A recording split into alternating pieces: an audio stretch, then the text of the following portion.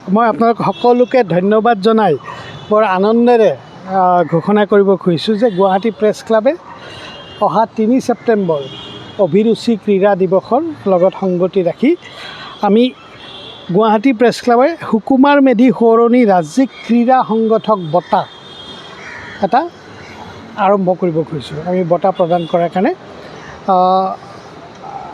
আজিৰ সাংবাদিকসকলে কিমান জানে মই নাজানো, কিন্তু সুকুমাৰ মেধি আমাৰ সমসাময়িক এগৰাকী সাংবাদিক আছিল, ক্ৰীড়া সাংবাদিক আছিল। কিন্তু সুকুমাৰ মেধিৰ বিশেষত্ব এটা আছিল যে ক্ৰীড়াৰ উপৰিও তেওঁ সাংস্কৃতিক জগতখনৰ লগত ওতঃপ্ৰোতভাৱে জড়িত আছিল। বাকীটো আমি ৰাজনৈতিক সাংবাদিকতা কৰিছিলোঁ, তেখেতে ক্ৰীড়া আৰু সাংস্কৃতিক সাংবাদিকতা কৰিছিল। তাতকৈও তেওঁৰ বিশেষ যিটো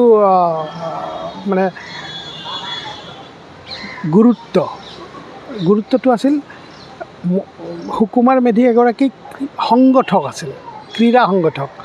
দক্ষিণ কামৰূপ অঞ্চলত যিমানবোৰ ক্ৰীড়া আৰু সাংস্কৃতিক অনুষ্ঠান হৈছিলে তেওঁ সংগঠকৰ ৰূপত সন্মুখত থাকি অৰ্গেনাইজ কৰিছিল। এইটো কৰিছিল অকল দক্ষিণ কামৰূপতে নহয়, গুৱাহাটীত যিমানবোৰ ৰাষ্ট্ৰীয় আন্তঃৰাষ্ট্ৰীয় পৰ্যায়ত ক্ৰীড়া উৎসৱ হৈছিলে তেওঁ তাৰে অৰ্গেনাইজাৰ আছিল। অভিৰুচি ক্ৰীড়া দিৱসৰ লগত তেখেত জড়িত আছিল। বিভিন্ন ইয়াতে ৰাষ্ট্ৰীয় আন্তঃৰাষ্ট্ৰীয় পৰ্যায়ৰ যিমানবোৰ খেল হৈছিল সেইবোৰৰ লগত জড়িত আছিল। এক অৰ্থত তেখেত এজন সফল ক্ৰীড়া সংগঠক আছিলে। আৰু আমি সেইকাৰণে আজি গুৱাহাটী প্ৰেছ ক্লাবে আমি বৰ আনন্দেৰে আৰু গৌৰৱেৰে এইটো কথা কৈছোঁ যে আমি সুকুমাৰ মেধিক জীয়াই ৰাখিবলৈ তেখেতৰ নামত এটা ৰাজ্যিক পৰ্যায়ৰ ক্ৰীড়া সংগঠক বঁটা এটা আমি আজি হেৰি কৰিছোঁ। ইতিমধ্যে আজি আমি ঘোষণাও কৰিছোঁ। বাছনি সমিতিখন ডাক্তৰ কমলা কলিতা প্ৰাক্তন মন্ত্ৰী, তেখেত সভাপতি, ৰাজীৱ প্ৰকাশ বৰুৱা প্ৰাক্তন DC আছিলে দক্ষিণ কামৰূপৰ, আৰু বলেন্দ্ৰ মোহন চক্ৰৱৰ্তী, সকলোৱে জানে অভিৰুচি ক্ৰীড়া দিৱসৰ ফাউণ্ডাৰ বলেন্দ্ৰ মোহন চক্ৰৱৰ্তী আৰু ৰাজীৱ প্ৰকাশ বৰুৱাক আমি কাৰ্যকৰী সভাপতি হিচাপে ৰাখিছোঁ। আমাৰ গুৱাহাটী প্ৰেছ ক্লাবৰ ক্ৰীড়া সম্পাদক দীপাংকৰ দাস এই গোটেই কথাটোৰ সমন্বয়ক হিচাপে থাকিব, আৰু সদস্য হিচাপে থাকিব সুবোধ মল্ল বৰুৱা, প্ৰবীণ সাংবাদিক, ক্ৰীড়া সাংবাদিক, পুলিন সাহা, জয়ন্ত কুমাৰ দাস, ধীৰাজ হাজৰিকা, হালিমা বেগম, মীনাক্ষী বৰুৱা, আৰু আমি প্ৰেছ ক্লাবৰ পৰা অমৰেন্দ্ৰ ডেকা আৰু খগেন কলিতা, মই নিজেই সভাপতি থাকিম। আৰু এই গোটেই হেৰিটোত বিদ্যুৎ কলিতা তেওঁ থাকিব।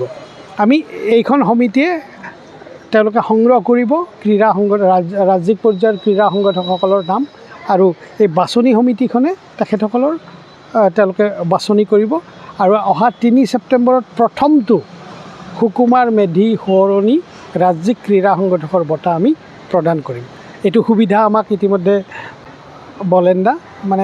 অভিৰুচি ক্ৰীড়া দিৱস সমিতিয়ে, তেখেতসকলকো আমি ধন্যবাদ জনাইছোঁ। আৰু আমি আশা কৰিছোঁ যে সকলোৰে সহায় সহযোগিতাত আমি ৰাজ্যিক পৰ্যায়ৰ এটা ক্ৰীড়া সংগঠক বঁটা আমি প্ৰদান কৰিবলৈ সমৰ্থ হ'ম। অভিৰুচি গোষ্ঠীৰ প্ৰধান সম্পাদক আছিল সুকুমাৰ মেধি। সুকুমাৰ মেধিক আজি প্ৰায় ৪৫ বছৰ আগৰ পৰা মই পাইছোঁ। ই মোৰ ভাতৃপ্ৰতিম, আৰু এনেকৈ যে আমাক এৰি থৈ গুচি যাব মই সপোনত ভবা নাছিলোঁ।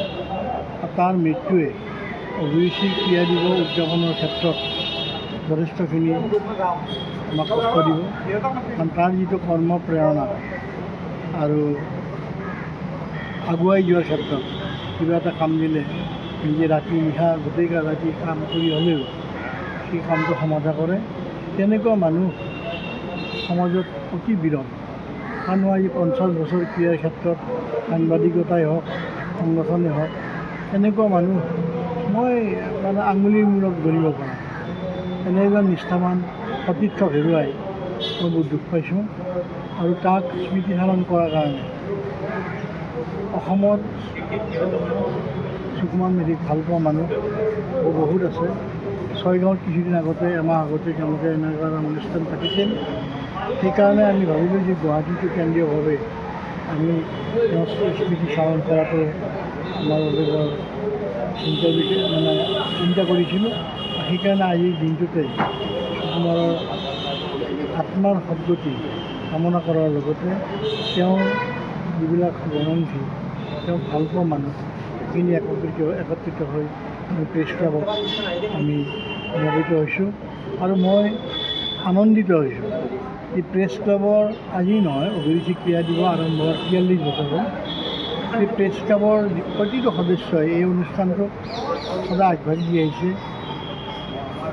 গতিকে এইবাৰ বিশেষভাৱে সভাপতি খগেন কলিতাই যিটো প্ৰস্তাৱ আগবঢ়ালে সুকুমাৰ মেধিৰ নামত এটা ৰাজ্যিক ক্ৰীড়া সংগঠক বঁটা আগবঢ়াব, সেইটোৱে আমাৰ ক্ৰীড়া সাংবাদিকখিনিক যথেষ্ট উৎসাহিত কৰিব আৰু আমাৰো যিটো ইনভলভমেণ্ট ক্ৰীড়া আমাৰ প্ৰেছ ক্লাবৰ লগত সেইখিনি আমাক আৰু এটা মনোবল দিব। তাৰ কাৰণে মই প্ৰেছ ক্লাবক ধন্যবাদ জনাইছোঁ। পবিত্ৰ অৱয়ত আছে আমাৰ লগত, চবুত আছে, জয়ন্ত আছে, প্ৰায়বিলাক সাংবাদিকেই ক্ৰীড়া সাংবাদিকখিনি থকাৰ উপৰিও সাধাৰণ সাংবাদিকখিনি আমাৰ লগত আছে। নহ'লে আজি ক্ৰীড়া দিৱসে ৪৩ বছৰত ঘূৰি দিব নোৱাৰিলে। পেপাৰ, প্ৰেছ মিডিয়াই হওক, ইলেক্ট্ৰনিক মিডিয়া হওক, এই যিখিনি সাংবাদিক, সেই সাংবাদিকসকলে মনৰ পৰা অভিৰুচি ক্ৰীড়া দিৱসক আগুৱাই লৈ গৈছে। সেইকাৰণে মই তেখেতৰ ওচৰত আজি মই ধন্যবাদ জনাইছোঁ। সুকুমাৰৰ আত্মাই সদ্গতি পাওক তাকে কামনা কৰিছোঁ। সুকুমাৰৰ আৰ্হিত যাতে আৰু কেইজনমান ক্ৰীড়া সাংবাদিক বা সাংবাদিক ওলাই আহে তাৰ কাৰণে মই সকলোকে অনুৰোধ কৰিছোঁ। ধন্যবাদ।